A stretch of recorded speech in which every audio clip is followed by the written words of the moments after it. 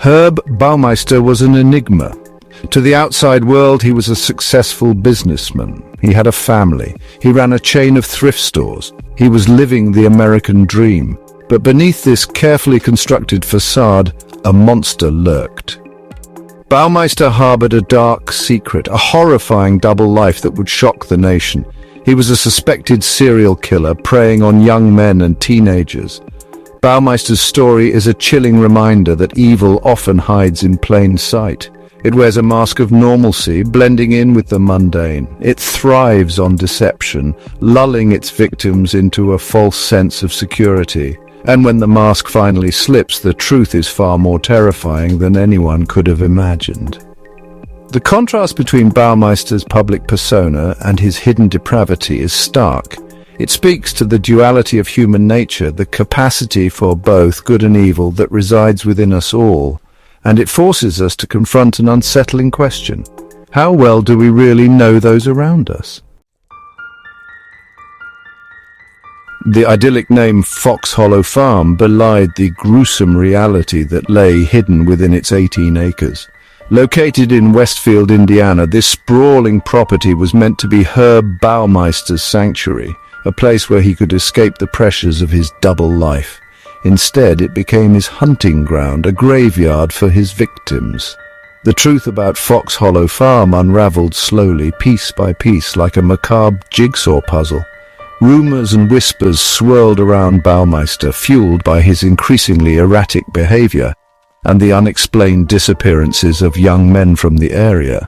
But it was a gruesome discovery by Baumeister's own son that shattered the facade of normalcy. The police were called to Fox Hollow Farm, and what they found sent shockwaves across the nation. Scattered across the property were thousands of bone fragments, charred and broken, the remnants of countless lives brutally extinguished. The sheer scale of the horror was unfathomable, a testament to the depths of Baumeister's depravity.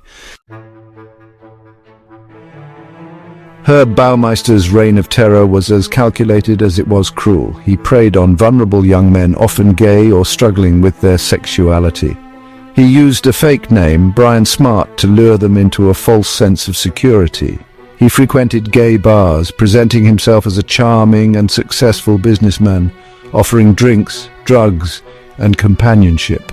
Baumeister understood the power of manipulation. He knew how to identify and exploit the desires and insecurities of his victims.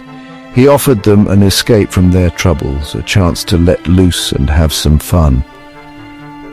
But his intentions were far from innocent. Once he had lured his victims back to Fox Hollow Farm, the charade was over.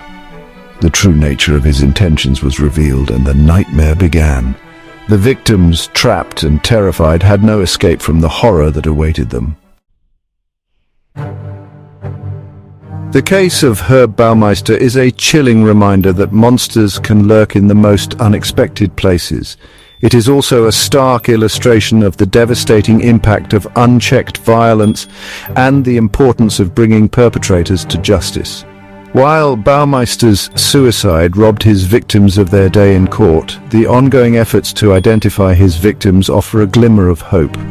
Advanced DNA technology is being used to piece together the fragmented remains found at Fox Hollow Farm. Each identification brings a measure of closure to grieving families, a chance to finally lay their loved ones to rest. The case of Herb Baumeister echoes other horrifying discoveries like that of Robert Picton's pig farm in Canada. Both cases involved the systematic killing of vulnerable individuals, hidden from view and allowed to continue for far too long.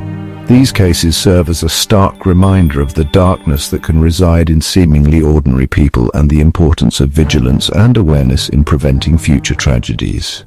Art by Virgil Vandegrift. Because for you, it went from a simple missing persons case Right. to a serial killer. Correct. The retired Marion County Sheriff's detective worked a lot of high-profile crimes. The Speedway bombings. But as a private investigator in the 90s, Vandegrift began the Baumeister case. He got calls from two separate families of missing men, both gay, similar physically, who disappeared from local bars. I knew it was important to get the missing flyers out, number one, and to establish communications with people in the gay community. And it didn't take long to find out that there were a lot of missing people. Close to a dozen missing gay men. But the PI hit roadblocks with police reluctant to investigate. So Vandegrift developed a profile of the killer. A white male in his late 30s, early 40s, married with a family. And soon an informant confirmed everything. Herb Baumeister's sole survivor, who described being taken to a mansion with a pool, getting strangled with a hose. When he faked passing out, I think Baumeister thought he was dead, and of course then he opened up his eyes and he wasn't dead. So that informant was key to cracking this case. Oh, absolutely. The informant didn't know his real name yet, but when he saw Baumeister at a bar again, he got bold. Got up on one of the tables at the bar and yelled out, "This guy's a serial killer, somebody get his license plate number." Of course, that traced back to Herb Baumeister. Vandegrift also got aerial pictures of possible properties where the informant was taken, and eventually his search to find a killer unearthed the monster at Fox Hollow Farm, along with thousands of bone fragments, including the victims he was hired to find.